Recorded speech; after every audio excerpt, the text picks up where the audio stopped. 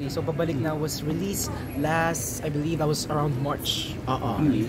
And then my second song actually just released nung ano po, July 25 po siya last release. Yun naman po is Mahiyain. So yun nga more of mahihiyain ka ba sa totoong buhay? Siyempre hindi po. Especially in this world. So paano mo nilalabanan ng hiya? Siyempre po, nalakasan ko na lang po yung loob ko. Tsaka at the same time, nire-remind ko rin sa sarili ko na yung mga tao niyo sa paligid ko, sila rin po yung magbubuhat sa akin. Pero Arkin, kailan mo ginustong mag-showbiz? Actually, bata pa lang po ako. Ano na po, parang binibuild na po yun ng mga parents ko. Pero, Pampanga, di ba? Yes po, actually, I'm from Pampanga. So, I actually tried nung bata po ako. Ang kaso nga lang, I had to study muna sa school daw. And then, until just last year, actually, nakuha po ako around December and that's where it all started. Okay. Saan ka sa Pampanga? I'm from Mabalacat po. So just past Angeles. Arkin Lagman. Yes po. Opo, Arkin Lagman. So yung Lagman from... That's actually from my family name din po. Lagman talaga. Pero meron the famous Lagman. Yes po. Okay. May experience ka na ba sa acting ha? Or sa ano? Yes po, actually. Nakapag-act na po ako sa Regal Studio Presents. Yes po. Kasama ko po dun si Miss Tina Paner and Charlie Fleming.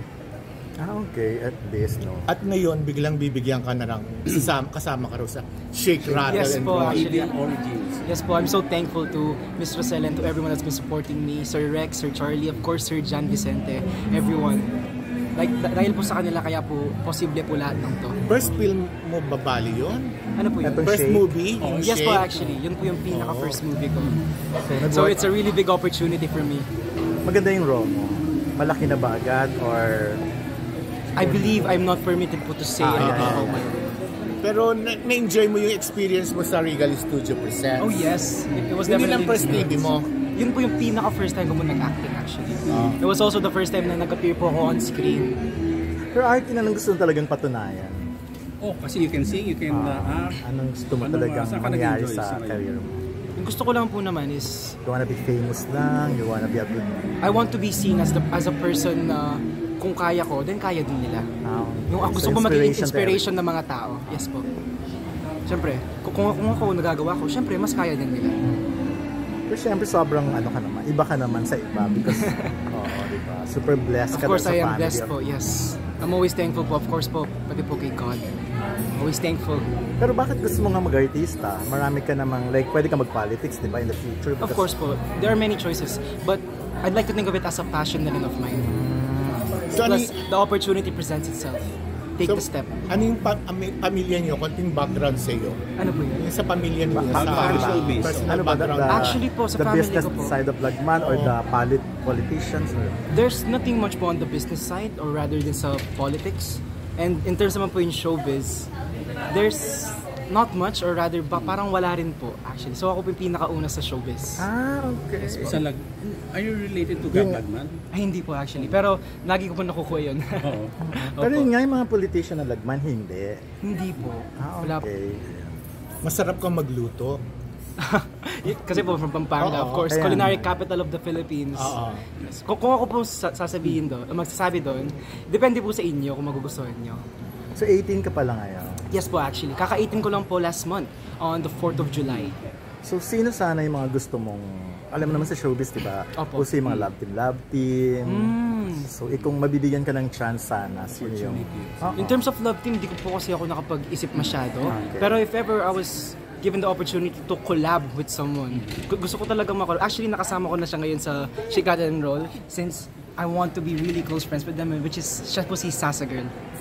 Sasagot. Naku Bating yun eh! Ba't naman yun ang choice mo? Of course po, it's more on the friendship part. Okay. I mean, gusto mo ng ganung komedyante. Yes, but actually po, growing up, I also really loved Vice Ganda. One of my favorite actors talaga.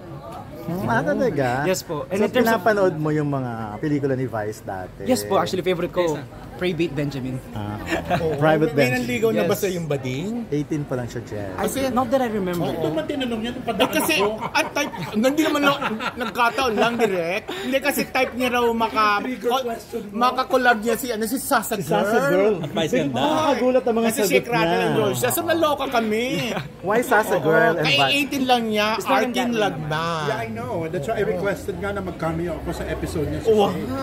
Tapos nagre-react ka ngayon kung bakit. sinadya yung question, dumaan ka. Baka si Sasa girl. Oo nga. Either way po, I just want to be really close friends with Ate Sasa.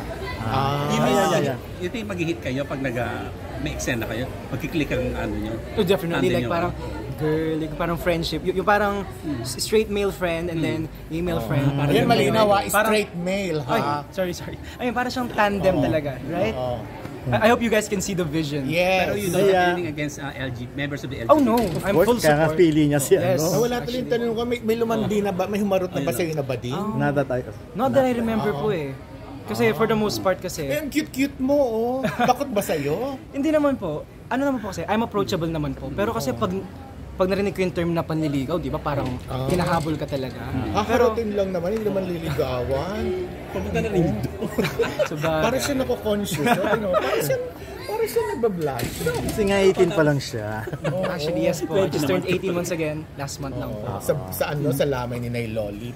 Ano? Sakto po Doon siya yun. nag-18, doon siya maraming handa. Nag-celebrate lang po, tas sakto po kasi yung lamay. Oo, Dumaan na po magkasama kami. sila. Sige, kung mabibigyan tayo ng chance, gusto mong maka-work sa film si Vice ganda, of course. Oh, yes, Kasi si Sasa definitely. Girl, okay na eh. okay. Kasama na sa Shake eh. So si Vice, One of sa my film biggest sana. dreams. Yes. Okay. Nakilala mo na ba siya? Na-meet mo na I've siya never personally? met her actually. It would be an honor. Grabe. So, ang gamit mo kay Vice hair. Ang ginagamit niya, him eh. Really? Oo, di ba? Either way, him, her, or they, them, fit na fit sa kanya. Siyempre, that's Vice ganda na, di ba? Bakit si Vice? Ito bang pag... Hindi, bakit nga Vice? Because po growing up talaga, siya po yung pinapanood ko po talaga. Naaliw ka sa kanya. Opo, as in natatawa talaga ako sa mga films niya. And like I said po kanina, pinaka-favorite ko po talaga yung Pray Babe Benjamin. And meron akong core memory nung bata po ako na tawang-tawa ako nung kinaklimb nila yung parang rope. I always remember that. And kasama ko yung mom ko nung pinapanood namin yun. Pero aware ka na nabadig siya. Of course naman. Pero hindi ka na-off, She's di the ba? icon. Icon. Ito pagpasok mo sa showbiz sa ano na to, talagang gusto mo tuloy-tuloy na to? Or Yes po. testing the waters lang? Seize the opportunity na po. Siyempre. Whatever comes your way. Ano sabi ng family na They're supportive naman po. Basta always lang magpabayaan yung studies, always keep going. Kung anong gusto mo, support sila sa akin. Anong Anong studies year mo mo na? ngayon? I'm a grade 12 student po. I'm a school? STEM student. sa? Sa Balibago po in Systems Plus College Foundation. Hindi, sa babae naman. Ano po? Halimbawa, sinong mga gusto mong makakollab din? Kasama sa... Maka-collab. Yeah, yung mga... I'd really like to meet Mika Salamanca. Kasi I'm also into ML. okay. Yes, alam niyo na yun. As a teenager. Ano? Kailan ka pa nag-ML? I've been playing ML since maybe 2016, 2017. At baka parang addict ka na. Hindi naman po. Merong time. Kontrolado Addict sa naman. ML, ano? merong time. So, na-meet mo na rin si Mika, hindi pa? I've never. Kumikita ka na sa pag-ML? Ay, hindi po. Hindi po ako esports or like streamer. Pero nagpa-audition ka sa PBB. Nasubukan mo I na? haven't yet po actually. Pero if given the opportunity, why not, of course. Pero sa mga singing contest, Singing sa TV contest, nag-try ka ba? Hindi pa po. Pero wala talaga. as a child po, yung mom ko po, sinusupport niya po ako sa mga singing contest kahit sa school po siya. Sino ang mga paborito mong singer? Singer. As of now po actually, gusto ko po talaga si Arthur Neri. Ang galing po ng pag-control niya sa voice niya. Yes. Eh, ano pala yung kinanta mo kanina dyan? Kanina po, kinanta ko Tonight. is Wonderful Tonight, of course. And then Fly Me to the Moon. And then When I Met You. Which is actually pinaktis ko po talaga yun. Ano mo kinanta yung mga kanta mo, yung mahihiyain? Medyo, Oo. hindi po kasi fit sa Balik na. event. Kasi, Kasi Kanino mo gusto- classy po tayo for now. Kanino gusto i-dedicate yung kanta Mahiya? Mahihiyain. Gusto ko po siyang i-dedicate sa lahat ng tao kasi alam naman po natin, maraming tao sa mundo ngayon na mahihiyain. So, ina-embrace ko yun. Ako last na lang, sinong showbiz crush mo? Showbiz crush? Since pa-sweet naman ang mga tanong ko talaga.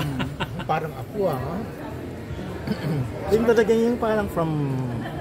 Nung napanood mo, parang ganda-ganda ka. Yung parang gusto mong ma-meet in person.